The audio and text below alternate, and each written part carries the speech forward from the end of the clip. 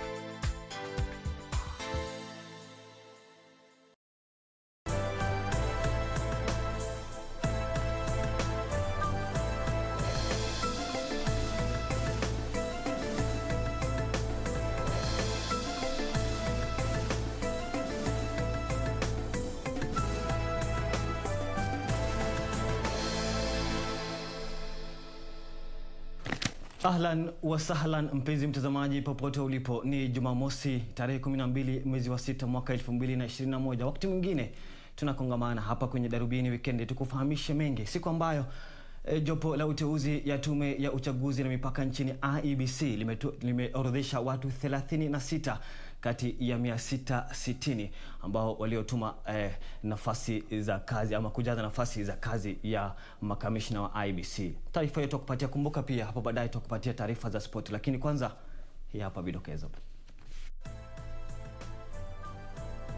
Siasa za mwaka 2022. Baadhi ya viongozi kutoka eneo la Mlima Kenya sasa wadai kuna njama za kuligawanya eneo hilo. Watu 36 waorodheshwa kuwania nafasi 4 za makamishna wa tume ya uchaguzi nchini IEBC. Na polisi huko Githunguri waanzisha uchunguzi kutegua kitendawili kuhusu mauaji ya mwanafunzi mmoja wa chuo kikuu mwenye umri wa miaka 21.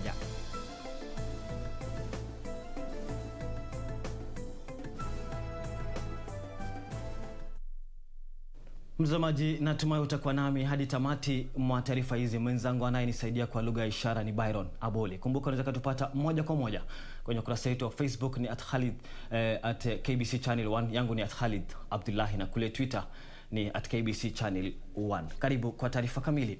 Jopo la uteuzi la tume huru ya uchaguzi na mipaka hapa nchini IEBC limeorodhesha watu 36 kati ya 660 waliotuma maombi ya kujaza nafasi za kamishna wa IEBC zilizo wazi. Mwenyekiti wa jopo hilo Elizabeth Muli amesema kwamba mahojiano ya walioorodheshwa yatafanywa kuanzia tarehe 7 hadi tarehe 22 mwezi Julai mwaka huu, huku wananchi wakialikwa kuwasilisha taarifa zilizoandikwa au habari zozote muhimu kuhusiana na ustahiki wa wawaniaji hao kufikia Juni 25 mwaka huu.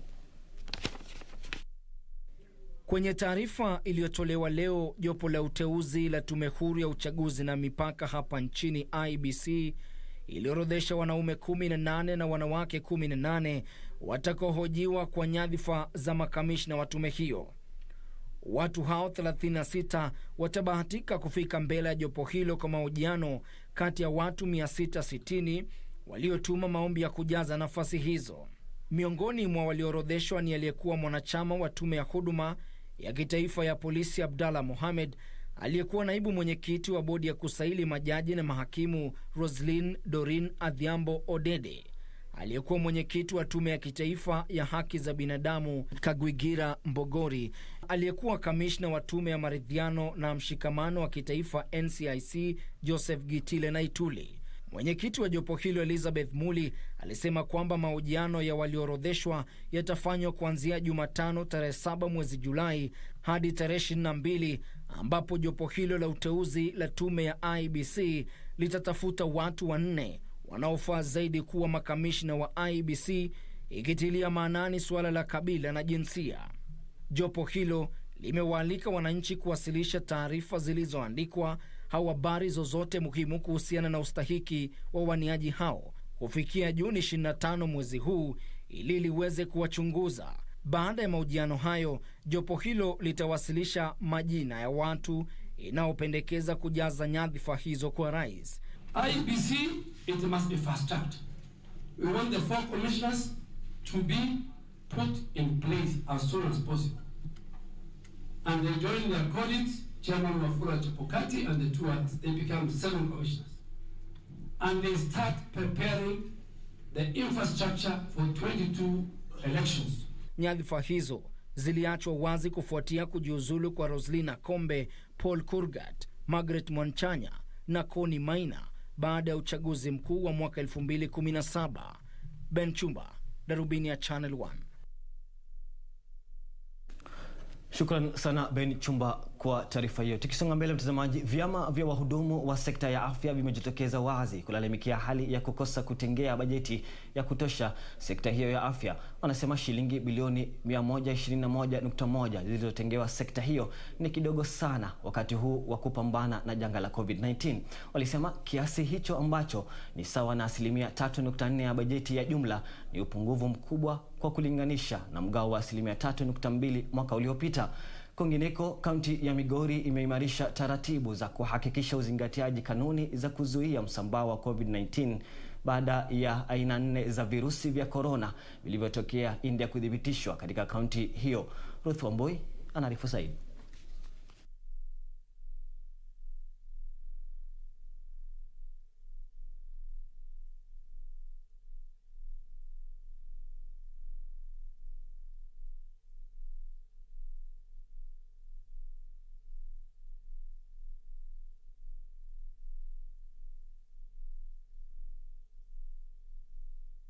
Hatua ambazo zinachukuliwa na serikali kwa ajili ya kupambana na COVID-19.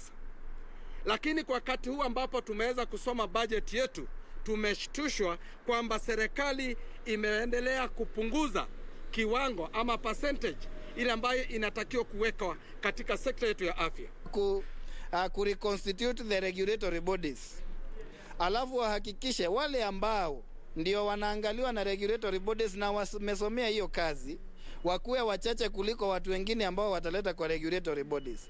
Kwa hivyo yule mtu analetwa hapo ndani, hajui unasoma nini, hajui unafanya kazi kivipi, ilhali yeye anafaa kuangalia vile unafunzwa na vile unafanya kazi. Ataangalia kivipi? It's a concern from the healthcare workers that the comprehensive medical cover and the group insurance that was promised to all healthcare workers should be looked into as we continue averting the COVID-19 pandemic. People, we are talking to healthy people. We cannot discourage practices and activities that are pushing us to the grave very, very fast. It's not the Indian variant that will be with us here. But other variants, because if it is a virus that mutates, even the Indian variant will mutate into something else, so on. And if you don't control it, very, very soon we can even have a Migori variant.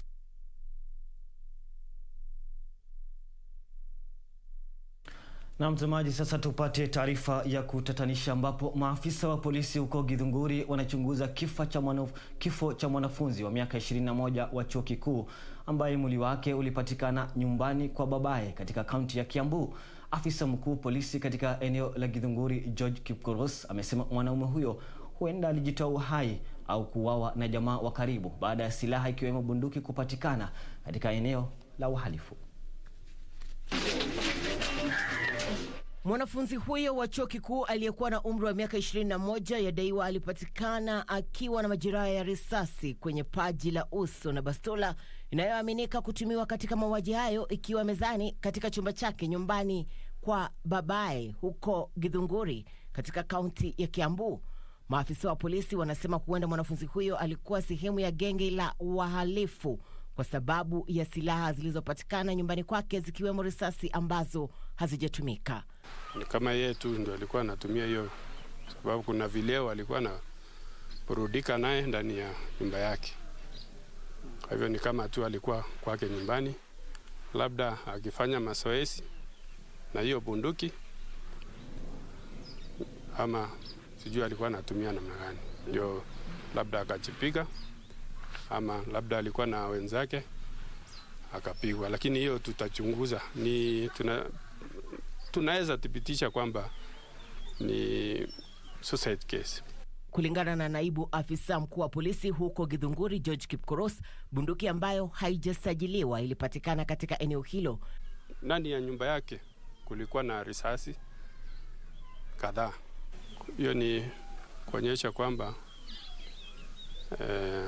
mwenendo yake si mzuri. Alikuwa aidha mhalifu ama alikuwa na marafiki wengine ambaye ni wahalifu.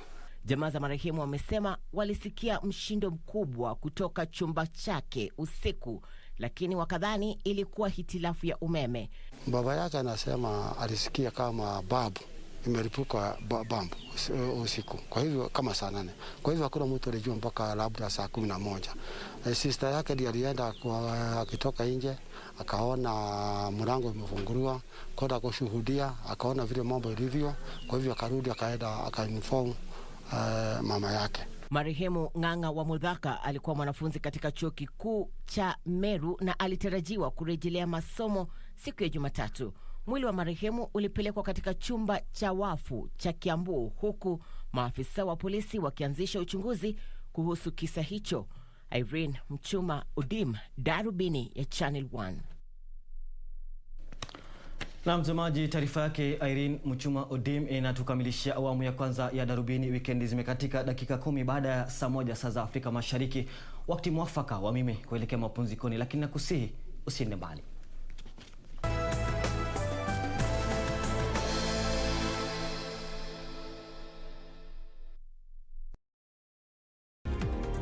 Je, unajua unaweza kulipia bima yako ukiwa nyumbani kwa kutumia mobile money na mitandao ya kijamii? Epuka kutumia pesa taslimu kuzuia kuenea maradhi ya COVID-19. Kaa nyumbani, kaa salama, okoa maisha. Sasa umejua. IRA, bima bora kwa taifa. Kupata skiza tune ya Usifadhaishwe, dial *811 *815 #. Usifadhaishwe na mafanikio ya wengine ukihisi kwamba maisha yako hayana maana. Kumbuka, wengi huzungumzia tu mafanikio yao na si changamoto walizozipitia na ni mara ngapi walianguka. Tia bidii, muda wako utafika. Ili kupata skiza tune hiyo ya Usifadhaishwe kwa simu yako, dial *811 *815 *811 *815. Tonight on KBC Channel 1. And Lucretia actually called Cesar to tell him that they hadn't found my mother's remains. And Gustavo sent me a message saying he already had her pictures and that as soon as he arrives at the hotel, he'll send them to me. No, I don't want to be here anymore. I don't want to keep being watched. Nobody's watching you, madam. Of course somebody is watching me. You see? Do you admit now that marrying Amaya was the best thing I could have done? Amaya trusts me. So we'll know in case Laurentia tries to contact or meet with her. I'm sorry to have to tell you this, but you won't be able to speak with that man. Why not? Did something happen? A tragedy. He got into an accident. He fell down from the balcony of his room and now he's dead.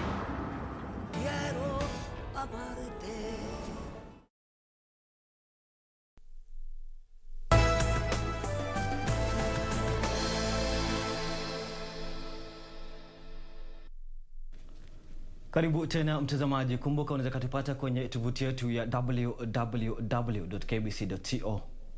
Tuelekee kule gatuzi ya Kisii ambapo viongozi wa wanawake kwenye kaunti ya Kisii wameungana katika kulaani ongezeko la visa vya unajisi katika eneo hilo na kutaka juhudi ziimarishwe za kumaliza uovu huo. Viongozi hao ambao walielezea ghadhabu kufuatia visa kadhaa vya unajisi ambavyo havijaripotiwa katika eneo hilo, waliwashtumu maafisa wa utawala kwa kuzembea kazini na kukosa kuwachukulia hatua wahusika wa uovu huo.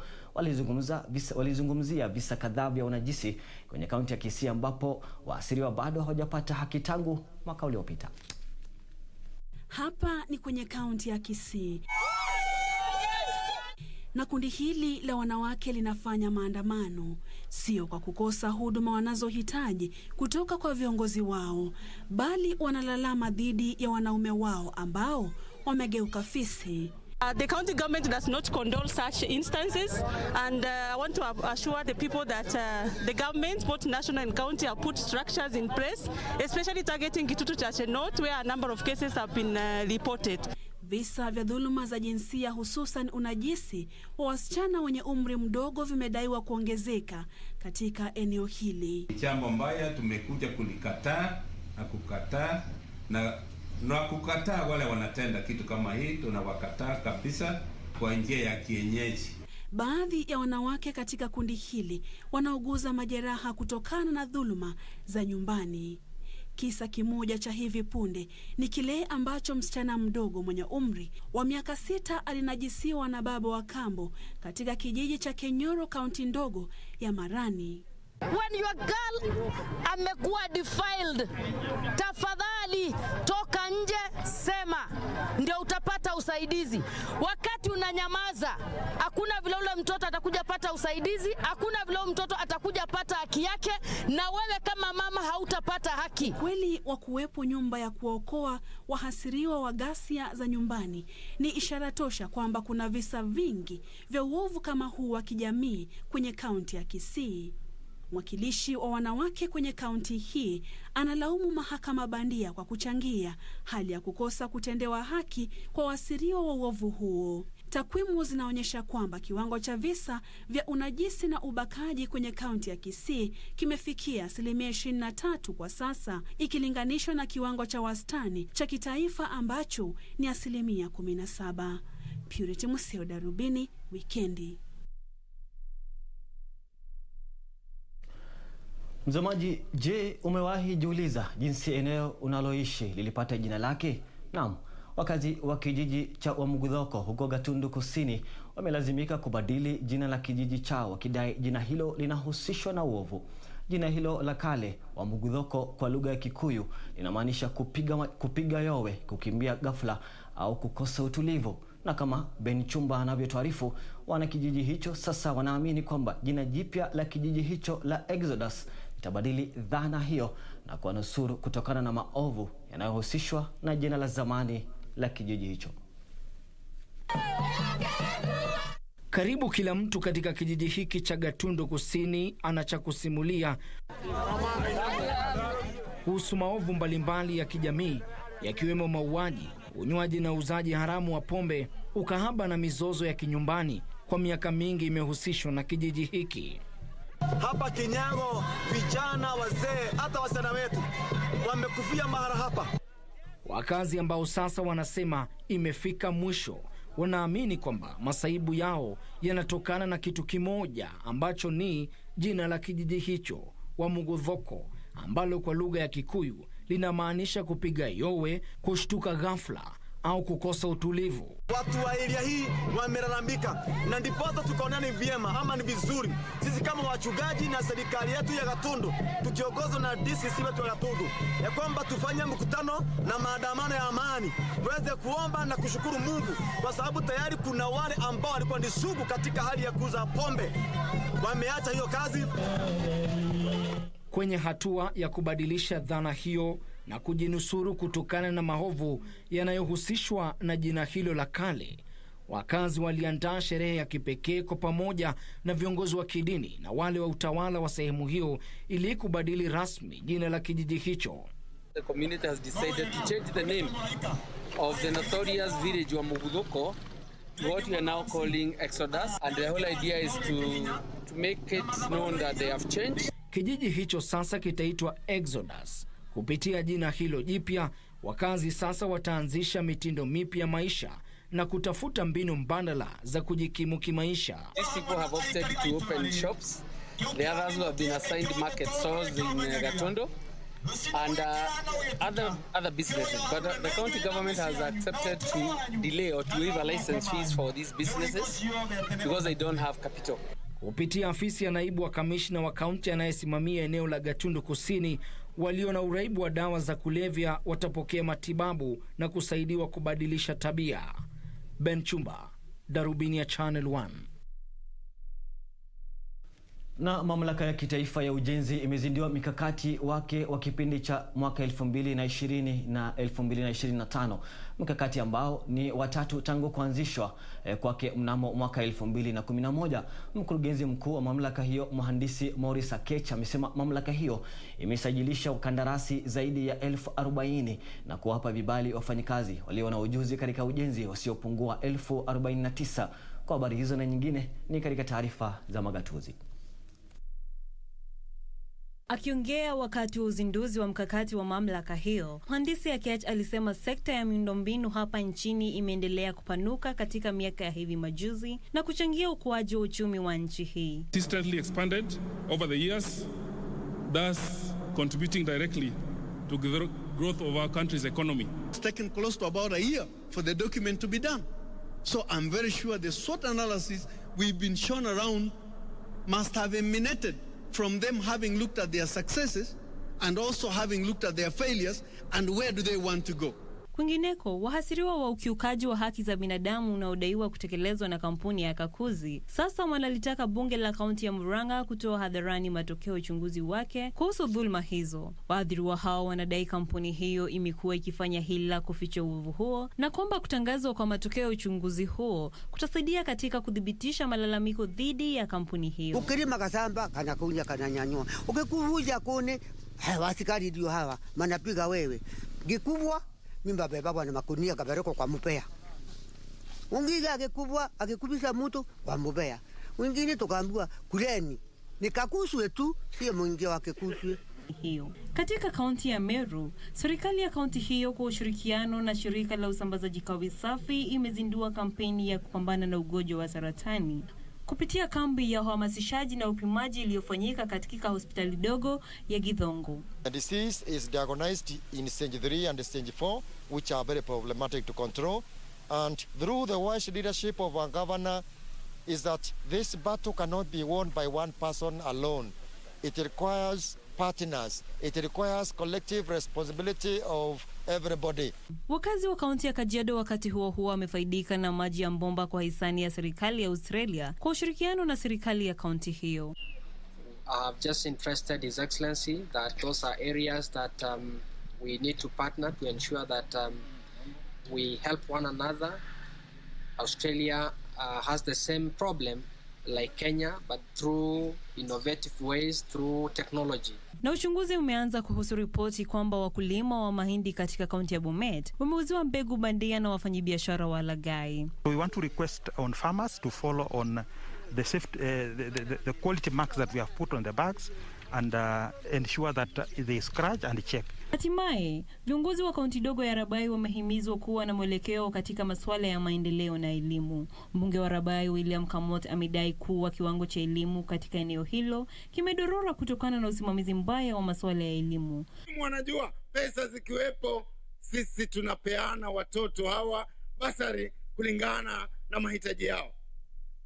Na mwalimu, hakuna hata siku moja tumekuja kupigiana hesabu kwamba tunakulipa pesa hizi, mtoto alisoma masaa mangapi, alisoma siku ngapi. Hapana, tutalipa kamili. Patricia Waithera, Darubini ya Channel 1. Mtazamaji, serikali kupitia kwa Wizara ya Ugatuzi imezindua kampeni ya kupanda miti milioni 2 kabla ya kongamano la mwaka huu la ugatuzi litakaloandaliwa mwezi Agosti. Wakati kampeni hiyo, kaunti zote zinahitajika kwa rai wakazi kushiriki kikamilifu kwenye zoezi la kupanda miti. Akiongea wakati wa shughuli ya kupanda miti kwenye taasisi ya kiufundi ya Jeremiah Nyaga huko Embu, waziri wa ugatuzi Eugene Wamalwa alisema wizara yake inashirikiana kwa karibu na baraza la magavana, wizara ya mazingira na pia wadau wengine ili kuhakikisha kwamba lengo hilo limetimizwa. Mipango ya kuhakikisha kwamba 10% ya ardhi ya taifa hili inatumiwa kwa kupanda miti inaendelea vyema, huku serikali ikiwashirikisha wadau wengine zikiwemo serikali za kaunti kwenye kampeni ya kupanda miti milioni 2. Wizara ya Ugatuzi inasema lengo lake ni kuhakikisha angalau miti milioni 2 imepandwa kabla ya kongamano lijalo la ugatuzi litakaloandaliwa mwezi Agosti. As we prepare for the devolution conference, we have been to several counties, and today I'm very grateful that the chairman has hosted us here, and the chair who is in charge of the committee of climate change, Governor Otichilo, and my colleague who is in charge of the climate change action plan in this country. And we want to encourage all counties to ensure that we plant trees, we do our part to combat climate change. Waziri wa Ugatuzi Eugene Wamalwa, ambaye alikuwa akiongea wakati wa zoezi la kupanda miti kwenye taasisi ya kiufundi ya Jeremiah Nyaga huko Embu, alisema mabadiliko ya hali ya hewa yamekuwa tishio kubwa kwa maisha ya wanadamu, na akahimiza serikali za kaunti kujitwiga jukumu hilo. We must see what we can do, because across this country we have had counties experiencing floods, drought. We've had a locust invasion in this country. As we are dealing with COVID-19, we want to see how we can partner to come together and grow enough trees. Waziri wa mazingira Kiriako Tobiko pia alihimiza serikali za kaunti kuanzisha hazina za kupambana na mabadiliko ya hali ya hewa ili kuendeleza juhudi za uhifadhi wa mazingira na kuongeza maeneo ya misitu hadi kiwango kinachokubaliwa cha 10%. Climate change is real. All of us are feeling the effects, the consequences, and we are here to join hands, national government, county government, the people, non-state actors, to ensure that our forest cover is restored, our water towers are restored, our schools are greened, because that is the only way we can combat climate change. As COG, we have decided that we are going to work together with the ministry and the national government to ensure that we actually achieve the 10% vegetation cover in the country and even surpass. And as you have heard, already some counties have already surpassed that 10%. Maudhui ya kongamano la 7 la mwaka huu la ugatuzi ni mabadiliko ya hali ya hewa. Purity Museo, Darubini Wikendi. Na mtazamaji, sasa tulegeze kamba na tupate taarifa inayofungamana na siasa, ambapo baadhi ya viongozi wa eneo la Mlima Kenya sasa wamekosoa wale wanajaribu kuligawanya eneo hilo katika misingi ya mashariki na magharibi. Viongozi hao waliokuwa wamekutana huko Nyeri kupanga mikakati kabla ya uchaguzi mkuu wa mwaka ujao walisema hawapingi mtu yeyote kuwania urais, lakini yafaa kuwaleta pamoja watu wa eneo hilo wanapopanga mikakati yao ya kisiasa. Lakini akiongea kwingineko, Spika wa bunge la kitaifa Justin Muturi aliwashtumu viongozi hao kwa kujaribu kuwatawaza mtu mmoja kutoka eneo la Mlima Kenya ili kuonyesha kwamba watu wa Mlima Kenya Mashariki hawako pamoja. Community that is spread out across Kenya. So we are here to affirm our unity as a community.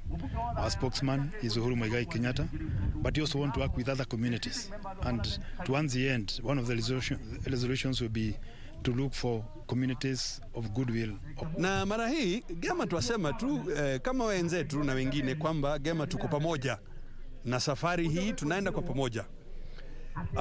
Kwa hivyo mazungumzo ambayo unaona hapa, na ukumbuke kwamba mkutano yoyote haitawezekana kwamba kila mmoja wetu, manake watu milioni 10 ni stadium gani utawaweka tutoshe? Leo hii wanakutana huko Nyeri, na hiyo ni sawa. Niliwaambia mradi wawe wanazungumza kwa sauti moja kwamba mara hii itakuwa nafasi yetu. Wazee wengi kutoka upande wao tayari wamekubali, lakini kuna baadhi ya viongozi ambao hadhi yao inatiliwa shaka. Wanatambua tu umuhimu wetu wanaposhinikiza maslahi yao. Na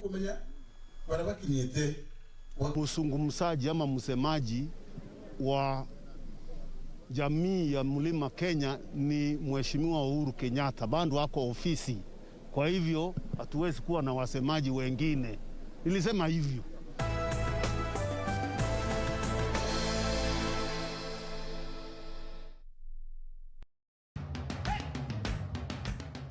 Bwana Motiso, pikipiki yako ndio hii. Uko shwani yangu. Hii pikipiki ni unakumbuka uniekelea the lowest unique bid yako ilikuwa ngapi? 18 shillings. Na unajua kuendesha hii gari? Kidogo. Haya, kitoko yako shika helmet, kifungu yako chomoka na mali yako. Kujiunga na QuickBid ni rahisi. Enda kwenye M-Pesa, bonyeza paybill kisha weka business number 4032353. Kwenye account weka kodi ya bidhaa unayotaka na bid yako ya chini zaidi. Kwa mfano TV 16. Kisha weka shilingi 20 tu kama idadi yako. Weka bid yako pia kwenye www.quickbid.co.ke. Kumbuka, bid ya chini zaidi ya kipekee ndio ununua. QuickBid, bidhaa bora kwa bei ya chini. The greatest rally in the world is back in Kenya. Catch all the action of WRC Safari Rally live and exclusive on KBC Channel 1 from 24th to 27th June. See the world's best drivers navigate their machines on Kenya's rough terrain at breakneck speeds. Experience the thrills, adrenaline, drama and excitement as man and machine do battle. Don't miss out. WRC Safari Rally, live and exclusive on KBC Channel 1, your true sports partner.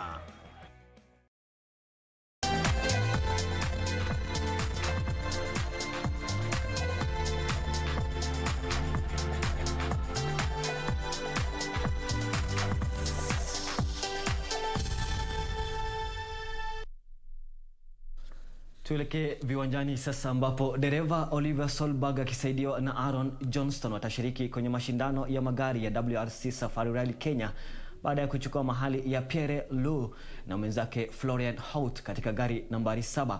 Mabadiliko hayo yalifanywa na timu ya magari ya Hyundai siku 12 kabla ya kuanza kwa mashindano yenyewe yatakayoonyeshwa moja kwa moja na runinga ya KBC Channel 1.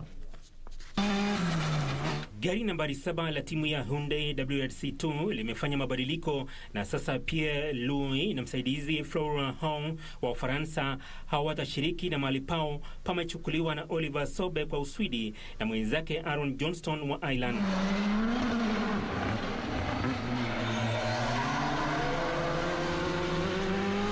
Pierre Louis alitarajiwa kushiriki kwenye mashindano ya magari ya WRC Safari Rally Kenya yatakayoandaliwa kuanzia tarehe 24 hadi 27 mwezi huu huko Naivasha, lakini sasa mahali pake pamechukuliwa na Solberg.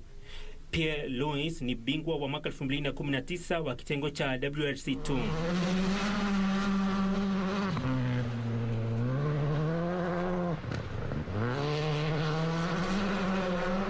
Mzaliwa huyo wa Ufaransa alianza kushiriki kwenye mashindano ya kitengo hicho mwaka 2016 katika gari aina ya Peugeot 207 nchini Ureno alipoyaaga mashindano hayo kabla ya kujiunga na timu ya Citroen R5. Dereva huyo mwenye umri wa miaka 24 alijipatia alama kadhaa kwenye mashindano ya Sardinia, Pola na Korsika kabla ya pia kumaliza katika nafasi za 3 bora huko Catalunya. Solberg mwenye umri wa miaka 20 na anayechukua mahali pake alianza kushiriki katika mashindano ya magari mwaka 2017 aliposhiriki kwenye mashindano ya Alsunge katika gari aina ya Peugeot 208 R2.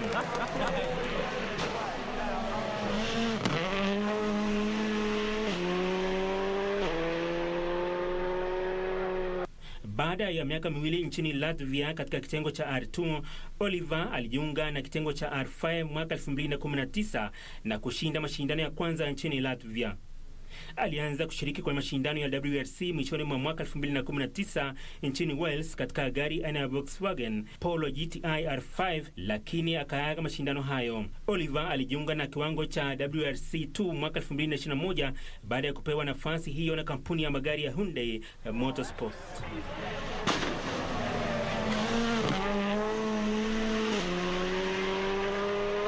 Thomas Bifoli alitawazwa bingwa wa mita 200 kitengo cha freestyle kwa wavulana wenye umri wa miaka 14 huku mashindano ya uogeleaji ya kaunti ya Nairobi yakiingia siku ya kwanza leo kwenye shule ya Makini. Mashindano hayo ambayo ni ya kwanza kuandaliwa tangu kusitishwa kwa shughuli za michezo yaliyojumuisha waogeleaji 109. Bifoli aliandikisha muda dakika 2 sekunde 15.69 na kuibuka mshindi, huku De Guzman Risha akimaliza wa pili kwa muda dakika 2 sekunde 16.45. Baga Abdul aliridhika na nafasi ya tatu kwa muda dakika 2 sekunde 20.90. Katika mashindano ya mbio za mita 200 kwa wasichana walio chini ya umri wa miaka 13, Audrey Lang'at aliibuka kidedea kwa muda dakika 2 sekunde 36.41 na kufuatwa na Ruth Wangari na Sira Mawira walioandikisha dakika 2 sekunde 38.24 na dakika 2 sekunde 47.27 mtawalia. I think that is some fast today. I could have done better, but it's a good first color. The water was kind of cold, which is different from what we train at. So it's been like a struggle to adapt, but like we've been able to adapt. What we are working on is to ensure that all sport disciplines, talents from different sport disciplines, these young people, once they are identified, they are put in one place with different training programs, so that as they grow up, their talent is well utilized. Swimmers have been doing something. Those who had an opportunity to have a pool at home, they were practicing. Then we decided that we need to give them a platform where they can be able to come and showcase and bring them back into the sports. Mashindano hayo ambayo yameratibiwa kukamilika kesho yalijumuisha waogeleaji 109. Frederick Muki, Darubini Michezo. Shukran sana Frederick Moki. Aliyekuwa mchezaji na kocha wa timu ya taifa ya raga ya wachezaji 7 kila upande Benjamin Ayimba hatimaye amezikwa huko Uranga, kaunti ya Siaya. Ayimba aliaga dunia mwezi jana katika hospitali ya Kenyatta alipokuwa akiendelea na matibabu ya malaria ya ubongo. Ayimba alichezea timu ya taifa ya Kenya iliyoshiriki katika fainali za kombe la dunia katika miaka 2001 na 2005, kisha aliteuliwa kuwa kocha wa timu hiyo kuiongoza mtoa taji ya mkondo wa Singapore wa msururu wa raga duniani mwaka 2016.